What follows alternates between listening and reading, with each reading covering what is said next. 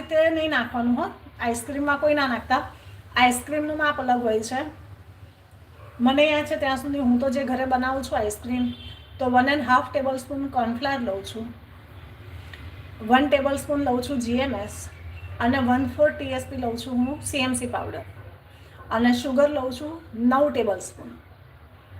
આ બધું હું 500 ગ્રામ દૂધની અંદર પહેલાં મિક્સ કરી દઉં, એને બરાબર હલાવી દઉં બીટરથી, અને પછી ગેસ ઓન કરું.